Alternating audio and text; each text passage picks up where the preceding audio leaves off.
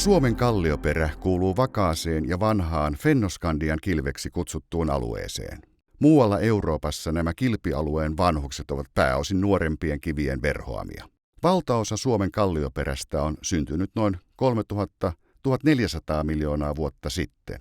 Nuorimpia kiviä löytyy esimerkiksi Kilpisjärveltä, jossa Suomen ja Norjan rajan tuntumassa sijaitsee kapea kaistale Kaledoniidien vuorionoon kuuluvia noin 400 miljoonaa vuotta vanhoja kiviä. Kaledoniidisen vuorionopoimutuksen seurauksena aktivoitunut magmaattinen vaihe synnytti 360–370 miljoonaa vuotta sitten Soklin karbonatiitin ja Iivaaran alkalikiven. Vanhimmat kivet sijaitsevat Itä- ja Pohjois-Suomen arkeisilla alueilla, joissa kivet ovat vanhempia kuin 2500 miljoonaa vuotta. Ikämääritysten perusteella Suomen vanhin kivi on noin 3500 miljoonan vuoden ikäinen Pudasjärven Siuruan gneissi. Tämä sijoittuu iältään kärkipäähän kilpailtaessa Euroopan vanhimman kiven tittelistä. Vaikka maamme kallioperä on liian vanhaa dinosaurusten luiden metsästäjille, muodostaa se aikaikkunan maapallon kuoren alkuhämäriin, jolloin maankuori oli hyvin hauras ja otti haparoivia ensiaskeleita kehittyäkseen vakaaksi ja vahvaksi. Geologit ympäri maailmaa on kiinnostuneita Fennoskandian kilvestä sen vuoksi, että se edustaa tällaisia hyvin vanhoja kallioperäalueita, jotka eivät ole peittyneet näillä nuoremmilla sedimenttikivillä. Vihreäkivivyöhykkeet on tällaisia muodostumia kallioperässä, jotka koostuu kivistä, jotka alun perin kerrostu maan pinnalle, eli sedimenttikivistä tai tulivuorisyntyisistä kivistä. Ja tämän muodostumisen jälkeen nämä kivet on uudelleen kiteytyneet, eli metamorfoituneet jossakin tapahtumassa, ja sen takia ne on nykyään tällaisia vihertävän sävyisiä monet kivet. Geologisesti nämä vihreäkivivyöhykkeet ja etenkin arkkeiset vihreäkivivyöhykkeet on kiinnostavia sen vuoksi, että niissä on säilyneenä kaikista vanhimmat maan pinnalle muodostuneet kivet sekä vanhimmat elämänmerkit maapallon historiasta. Ja yksi erityinen kivilaji arkeisissa vihreäkivivyöhykkeissä on tällainen komatiitti, joka on syntynyt hyvin kuumista kivisulista. Ja vihreäkivivyöhykkeistä voi kallioperän kehityksestä päätellä esimerkiksi sen, että maapallo on ollut silloin varhaisvaiheissaan paljon kuumempi sisuksistaan ja että suuri osa tulivuoren purkauksista tapahtui veden alla. Tervetuloa aikamatkalle Itä-Suomeen Kuhmon vihreäkivivyöhykkeelle, jossa Geologian tutkimuskeskuksen tutkijoiden kanssa pääsemme tutustumaan kallioperämme vanhimpiin, eli arkeisella maailmankaudella syntyneisiin osiin ja avaamaan sen kätkemiä salaisuuksia, ja etenkin sen mafista ja ultramafista magmatismia ja sen tuotteita. Stratigrafia auttaa meitä hahmottamaan kallioperän kivilajien kerrostumisjärjestystä ja näin myös niiden ikäsuhteita sekä rakentamaan aikajärjestelmän geologiseen historiaan. Antakaamme kivien kertoa tarinansa ja samalla osan koko yhteisen planeettamme ja kotimme kehityshistoriasta. Oppaanamme tällä aikamatkalla ovat Geologian tutkimuskeskuksen asiantuntijat Tapio Halkoaho ja Jukka Konnunaho. Olemme nyt itäisessä Suomessa, Kuhmon vihreäkivivyöhykkeellä, joka on keskimmäinen osa noin 220 kilometriä pitkästä arkkeisesta Tipasjärvi, Kuhmo, Suomussalmi vihreäkivikompleksista. Ekskursiomme kohteet sijaitsevat Linnuntietä vain noin 25 kilometrin päässä Kuhmon keskustasta. Tämä alkuperältään vulkaanisista ja sedimenttisyntyisistä kivilajeista muodostunut vyöhyke on syntynyt arkkeisella eonilla, eli maapallon kehityshistorian varhaisessa vaiheessa, yli 2,5 miljardia vuotta sitten. Toki nämä kivet ovat myöhemmissä geologisissa prosesseissa muuttuneet, eli metamorfoituneet, mutta jotain on kuitenkin säilynytkin, joka avaa mahdollisuuksia selvittää kivien alkuperää. Noin 200 miljoonan vuoden pituisen arkkeisen eonin aikana tällä alueella mantereet ja meret syntyivät, maapallon vaippa ja kuori kehittyivät ja aktiivinen tulivuoritoiminta sekä sedimenttien kasautuminen synnytti tämän vihreäkivivyöhykkeen. Myöhemmät geologiset prosessit ovat toki muokanneet sitä runsaasti tämän jälkeen, joista viimeisimpänä viimeisen jääkauden muokkaavat prosessit. Tutkijoiden ja geologien tehtäväksi jääkin selvittää, mitä oikein on tapahtunut ja missä järjestyksessä. Tämä on geologista rikospaikkatutkintaa.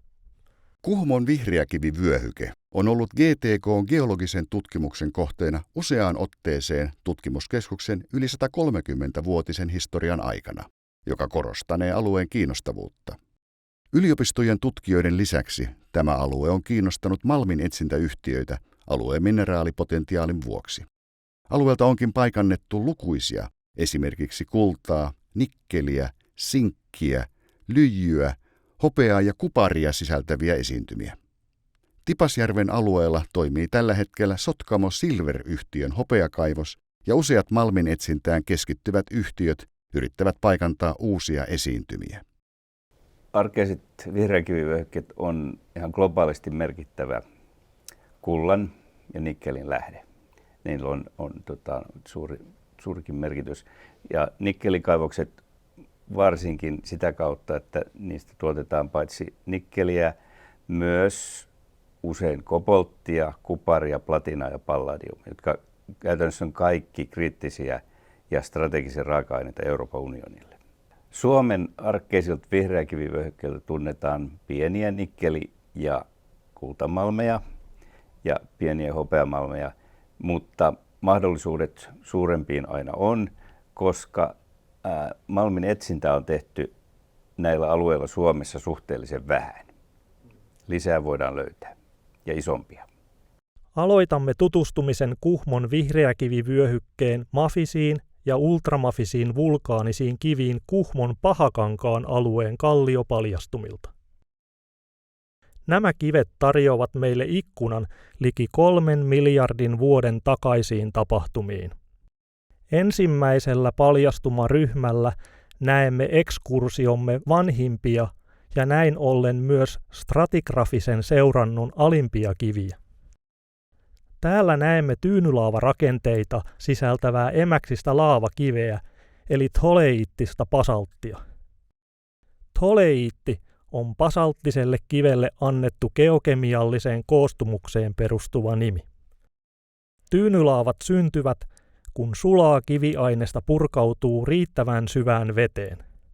Laavan pintaosa jäähtyy nopeasti hauraaksi kuoreksi, mutta tämä repeää helposti ja uusi sula pääsee purkautumaan kylmään veteen muodostaen paljastumalla näkyviä tyynymäisiä rakenteita. Näemme myös 2 emäksisen laavapatjan väliin saostuneen raitaisen rautamuodostuman.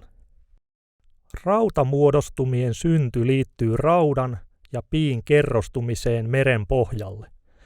Ja nämä kerrokset ovat havaittavissa sekä vaaleina, kvartsirikkaina eli serttimäisinä kerroksina, että tummempina rautarikkaina kerroksina. Poimutusta muistuttavat kuviot lienevät syntyneet, kun rautamuodostuma on vielä pehmeähkönä muotoutunut uuden tholeiittisen laavapatjan painon alla. Rautamuodostuman päällä olevan tholeiittisen laavapatjan alaosa on raekooltaan keskirakeinen, ja se indikoi, että sillä on ollut enemmän aikaa kiteytyä karkearakeiseksi. Rautamuodostuma tässä kertoo puolestaan vulkaanisen aktiivisuuden lyhyestä tauosta, jolloin rautamuodostumalla on ollut aikaa syntyä ja kerrostua ennen seuraavien laavapatjojen levittäytymistä sen päälle. Aika ei ole ollut geologisesti kovin pitkä, koska rautamuodostuma ei ole kovinkaan paksu. Rautamuodostuman päälle purkautuneen laavapatjan yläosassa esiintyy myös plagioklaasihajarakeita, ja nämä muodostavat paikoin glomeroporfyyristä rakennetta. Lisäksi tavataan satunnaisesti mantelirakennetta eli kaasurakkuloiden jäänteitä.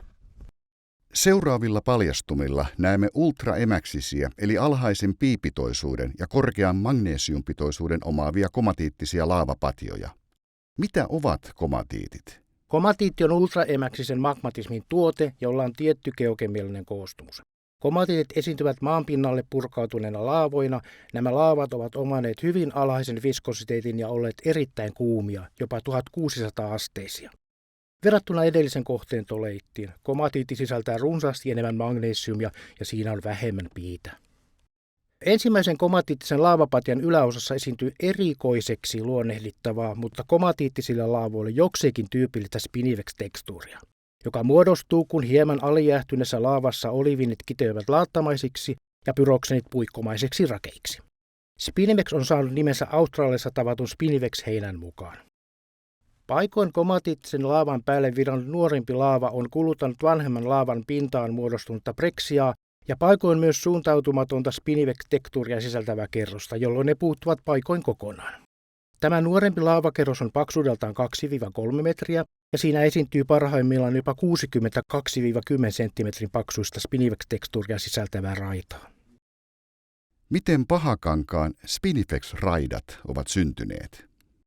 Spinifex-rakenne syntyy nopean jäähtymisen tuloksena, ja rakenteiden syntyä kontrolloivat erilaiset tekijät, kuten lämpötilaerot kiinteän ja nestemäisen eli soliduksen ja likviduksen välillä, joka on suuri juuri komatiiteissa. Pahakankaan Spinifex-raitojen synnystä on olemassa 2 teoriaa. Ensimmäisen mukaan ne ovat syntyneet komatiittisen sulan tunkeutuessa aikaisemmin purkautuneen oliiviiniortokumulaattikerrokseen muodostuneisiin rakoihin, joissa ne ovat nopeasti jäähtyneet Spinifex-tekstuurin omaaviksi raon täytteiksi. Tätä näkemystä tukee se, että Spinifex-raitojen reunat muodostuvat satunnaisesti suuntautuneista mineraalirakeista ja raitojen keskustat laattamaisesta oliiviinispinifexistä. Tämän perusteella lämpögradientti Spinifex-vyöhykkeestä on ollut kumpaankin suuntaan yhtäläinen. Komatiittisula olisi siis tunkeutunut jo verrattain jäähtyneeseen komatiittiseen laavapatjan. Toisen olettamuksen mukaan raidat ovat muodostuneet, kun kapeat laavapatjat ovat toistuvasti levinneet päälaavavirrasta sivuille päin. Seuraavaksi profiililla nähdään myös komatiittisissa laavakerroksissa monikulmaista rakoilua sekä pinta- ja pohjapreksioita ja tyynylaavamaisia rakennepiirteitä. Edellä nähdyt komatiitit ovat syntyneet arkkeisella ajalla yli 2500 miljoonaa vuotta sitten. Kivien ikä määritetään useimmiten radioaktiivisten isotooppien avulla. Eli kun meillä on mineraaleja, joissa luonnostaan esiintyy pitkäikäisiä radioaktiivisia aineita, niin ne sitten ajan myötä hajoaa ja tuottaa toisia alkuaineita. Ja kun mitataan sitten näytteestä tämän radioaktiivisen kantaisotoopin ja sen radiogeenisen tytärisotoopin määrät, niin niiden avulla voidaan sitten laskea, että kuinka kauan sitä hajoamista on tässä näytteessä tapahtunut. Parhaat mineraalit kivien iän määrittämiseen on sellaisia, jotka rikastaa itseensä näitä radioaktiivisia aineita, tyypillisimmin uraania. Näitä on esimerkiksi zirkoni tai monatsiitti. Ja näissä on myös se hyvä puoli, että ne on geologisesti aika kestäviä, eli ne ei helposti vaihda alkuaineita ympäristönsä kanssa, eli ne pysyy niin sanotusti suljettuna. Näin mittaustulosten luotettavuutta arvioitaessa on 2 tekijää, mitkä pitää mielessä. Eli ensinnäkin meillä on se analyyttinen mittaustarkkuus. Eli kun mittauksen aikana saadaan niitä lukemia, niin kuinka paljon hajontaa niissä esiintyy. Ja siinä parhaimmillaan päästään, jos ajatellaan nyt Suomen kallioperän ikää, joka on 2-3 miljardia vuotta, niin päästään parhaimmillaan 1 miljoonan vuoden tarkkuuteen. Mutta sitten pitää mielessä, että se numeroarvo, mikä me siitä mittauksesta saadaan, niin se ei aina välttämättä ole suoraan se kiven ikä, koska siinä on voinut olla jonkunlaista geologista häiriötä, jolloin tyypillisesti se radiogeeninen tytärisotooppi karkaa siitä mineraalista, jolloin me saadaan näennäisesti liian nuoria tuloksia. Tällä kohteella nähdään ultraemäksisessä vulkanismissa tapahtuva siirtymävaihe, jossa komatiittinen vulkanismi alkaa hiipua ja komatiittinen basalttivulkanismi alkaa voimistua. Komatiitin ja komatiittisen basaltin keskeisenä erona on se, että komatiittinen basaltti on komatiittia hieman magnesiumköyhempi, mutta toisaalta toleiittista basalttia magnesium- ja kromirikkaampi. Tällä paljastumalla samassa vulkaanisessa vaiheessa purkautuneet komatiittiset laavat ja komatiittiset basalttilaavat muodostavat vuorottelevia kerroksia. Tämä paljastuma koostuu 5 yksittäisestä laavapatjasta, 2 komatiittia ja 3 komatiittista basalttia. Eri kerroksissa on havaittavissa erilaisia vulkaanisia tekstuureja, kuten spinifex-rakennetta. Vanhin kerros sijaitsee paljastuman itäreunassa ja kerrokset nuorenevat länteenpäin. Nyt olemme paljastumalla, jossa esiintyy harvinaisen paksu spinifex-rakenteinen komatiittinen basaltti. Rakenne muodostuu metamorfoituneista oleviinilaatoista ja pyrokseenipuikoista. Olemme saapuneet paikkaan, jossa esiintyy 5–10 metriä paksu hyaluklastisen tai pyroklastisen ulkoasun omaava komatiittinen kerros. Tämä komatiittinen breksia koostuu halkaisijaltaan useiden senttimetrien kokoisista kulmikkaista ja pyöristyneistä murskaleista, joilla on reaktiokehät isäntäkiveen nähden. Tässä paljastumassa nähdään karkeaa breksiaa paljastumaselänteen eteläreunalla. Breksian matriksi eli hienoaines on nykyasussaan liuskeista komatiittista basalttia ja murskaleet massamaista komatiittia.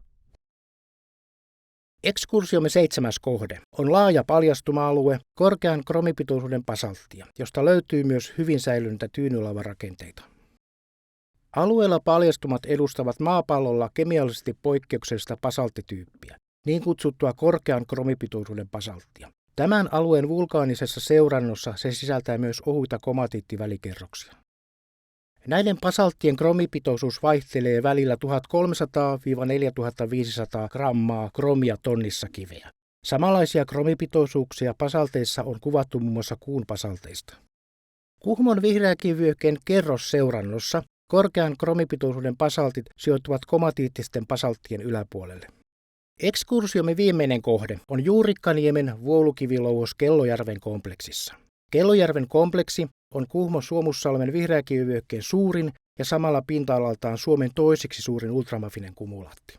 Ultramafinen kumulaatti syntyy turbulenttisessa laavavirtauksessa, jossa oliviini-niminen mineraali kasautuu laavamuodostuvan pohjaosiin. Vuolukiviksi muuttuneita oliviinikumulaatteja hyödynnetään erityisesti uuniteollisuuden tarpeisiin. Tällä ekskursiolla Kuhmon vihreäkivivyöhykkeelle olemme päässeet tutustumaan Suomen arkeiseen kallioperään, syventyen etenkin sen mafiseen ja ultramafiseen magmatismiin ja tulivuoritoimintaan. Näihin kiviin on rekisteröitynyt satojen miljoonien vuosien mittainen arkeisen maakuoren geologinen historia. Tieteellisen arvon lisäksi nämä kivet voivat kätkeä sisäänsä merkittävää mineraalipotentiaalia, esimerkiksi vihreän siirtymän tarvitsemien raaka-aineiden muodossa. Herätimme henkiin kivien ja kallioperän tarinan, joka on kirjaimellisesti osa oman tarinamme perustuksia. Tervetuloa GTK-matkaan pintaa syvemmälle.